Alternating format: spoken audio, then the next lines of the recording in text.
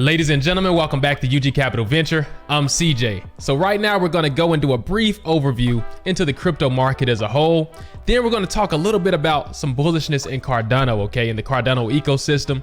Then we're going to transition and talk a little bit about crypto taxes because I just finished my crypto taxes. It was absolutely insane. So I want to give a small insight into that, okay? So if you like this content, hit the like button, hit that subscribe button, join the community, join the team. I would really appreciate it. Now, with that being said, let's jump right in.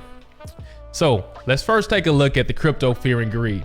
Now, this is shocking to me, but yesterday we actually had a greed day, an actual green greed day. This was insane because, as you know, the crypto market has been quite red for quite a while. Okay, this is, I kind of took a peruse over all of the different ecosystems, and I mean, it's just green everywhere. It's been green. It seems like we're in a significant uptrend right now.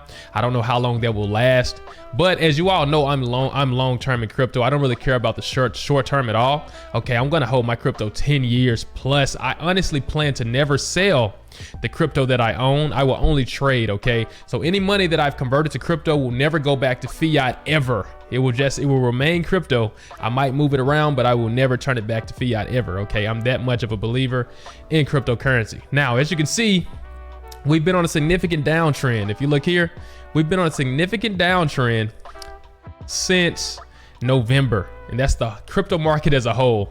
Okay, we've been seeing pretty much only red and fake outs. Okay, so this green leg here is actually an exciting time. Okay, I'm long term, but you know, some green doesn't hurt anyone, right? It's nice to see everyone optimistic about, about crypto as a whole. Okay, now I'm long term because I know crypto solves some of the hardest problems that we have as in society better than any solution mankind has. Okay, and I know these things are going to scale quite well over the long term. Now, if you look at Cardano, as you can see, we've been on a downtrend even longer than that, though, even longer than November. We've been on a downtrend since August of last year. Okay, and so to see an upper leg in Cardano is quite nice also. Okay, but there are some extreme bullishness actually coming to Cardano.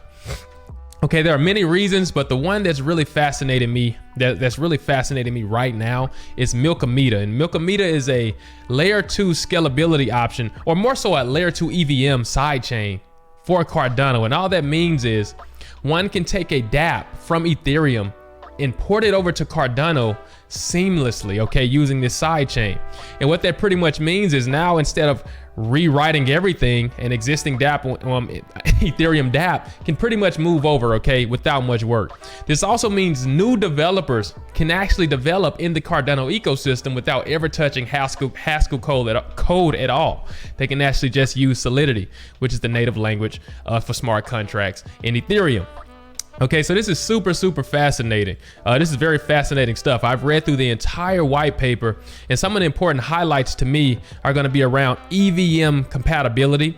First thing, that it's you can actually take Ethereum apps and actually move those over, or dApps and move those over. Also, this sidechain is going to exist on Solana also, okay, and Cardano. These are all going to be compatible. So another amazing thing is that this is going to create interoperability between all of these chains, which is solving the interoperability problem that we have in the cryptocurrency space. Okay, so another thing they did right is they made ADA the actual native token that's used for transactions on the sidechain. So not only can you port over a EVM app or an Ethereum dApp, right, but you actually handle fees, and fees are resolved using ADA. So that's really good as far as sucking up some of that liquidity of ADA, which should lead to positive price appreciation for the ADA token.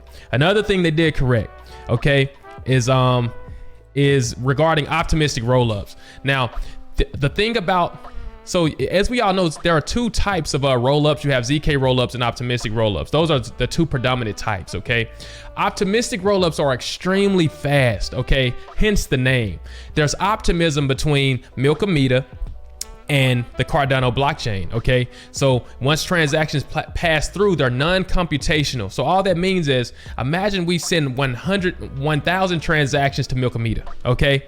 it says, you know what, I'm just going to pass those to Cardano. I'm not going to actually validate those on the front end. Okay, it's going to validate it's going to validate those on the back end. Okay, later. But what that means is we can send many transactions, and then those will be validated later. But there's one caveat, and that's that your funds are locked for a period of time. Okay, there's a short period of time where your funds have to be validated, and you can't withdraw them before that time. Okay, so this is very, very powerful. Also, optimistic rollups allow smart contracts. Also, ZK rollups don't. Okay, so this actually is important because these dApps that launch on top of this side chain will also be able to actually leverage smart contracts using the native language of another ecosystem, right? Like Solidity. So that's absolutely amazing. Okay.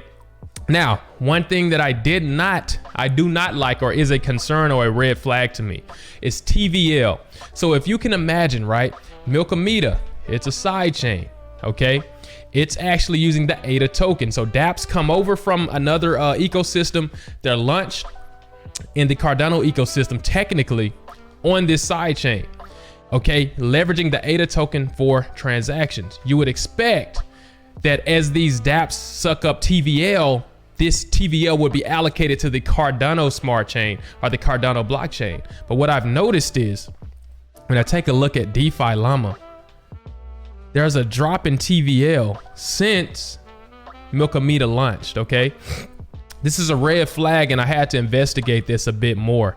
Okay, so I saw this comment on Twitter, okay, by ADA Whale. They asked if the base currency for the chain is ADA and there will be an optimistic roll up to Cardano, should it not fall under Cardano as the Milkomeda C1? Honest question, okay?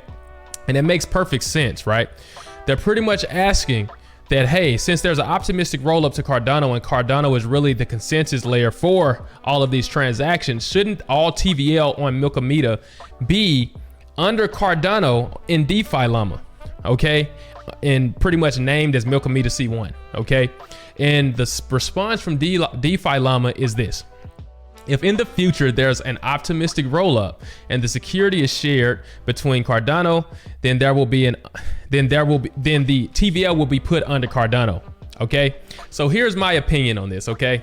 It would be a disservice for Milkomeda to suck up the TVL from the blockchains that it's trying to support, okay? I truly believe so, okay?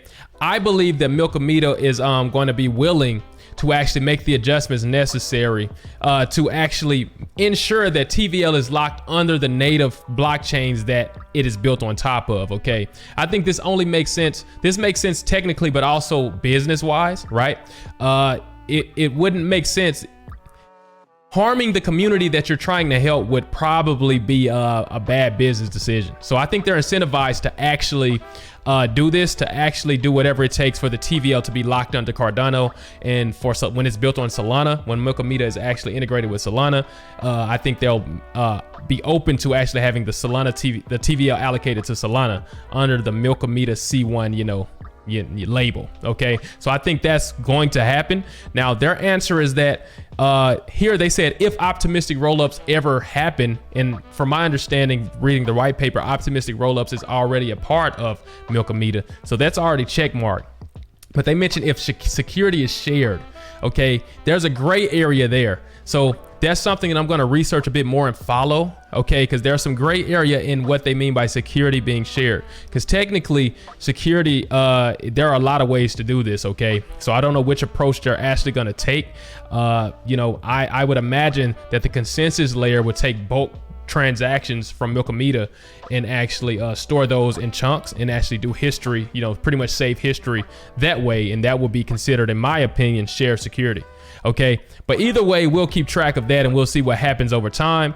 But everything done right, we'll see the TVL of Cardano actually be affected. Okay, and I think it would be a disservice if Milkomeda did not do it that way. I don't understand why any chain would support them, honestly. Okay, so with that being said, that's my take there. Now I want to talk about taxes. Taxes. Okay, my tax season was absolutely terrible. Okay, as I've already showed you all, we've had this huge downtrend in crypto. Okay, I've been down on a lot of crypto. Not only that, I've been trading crypto, I've been staking crypto, I've been yield forming crypto, you name it, I've been doing it with crypto. Okay, I didn't think about taxes too much, and taxes was absolutely terrible. One thing that I want to point out on this page here by the Motley Fool is they highlight date you sold, traded, and otherwise disposed of are all considered taxable events. Okay, so when you actually go to Coinbase and you purchase a cryptocurrency, let's say I spend $1,000 on Bitcoin and I transfer that to a wallet, that's a taxable event. I've just encountered a taxable event. That's insane. I didn't actually think of this consciously all year 2021. Okay, so now retrospectively, when I was doing my taxes, I had to consider all of that. So I got with my CPA, I showed him all these transactions, he helped me get them all together, and long story short, man, I had a six-figure bag in the bank, man, ready to pay taxes. Long story short, a six-figure bag. My taxes are always terrible, and I was ready to pay my taxes. Okay, and come to find out that when we were on this downtrend, guys, you remember I made the video and I said, guys, stake everything, stake. If you go into a downtrend, just stake it and sit through it. Okay, I'm holding my tokens or my crypto regardless. Well, come to find out, as I moved all of my crypto off of exchanges, they all were taxable events, which means I was taking taxable losses the entire time. So I had an insane amount of losses that counteracted all my gains when it came to taxes, and I ended up paying no taxes. So I got to keep all of my cash that I expected to pay in taxes. So in my opinion, I won. Okay, I kept a bag of cash. My losses were actually able to be leveraged due to me actually doing the engaging in taxable events. My CPA is actually amazing. I won't claim to be an expert, but that's something to consider when you're actually engaging in crypto and trading in general. Okay, actually think about your losses and actually think about how your taxes will be affected, okay, long term, and really understand that you don't have to sell your crypto to actually engage in a taxable event. You can literally move crypto off an exchange and actually engage in a taxable event. So let me know what you think about that. How did your crypto taxes go? I'm very curious. Okay, were your taxes terrible? Were they simple? What tools did you use? There might be something to actually cover at some point. And with that being said, I'm super excited to be back in you all's faces. I promise to keep the videos coming, you all. I'll see you all in the next video. Peace.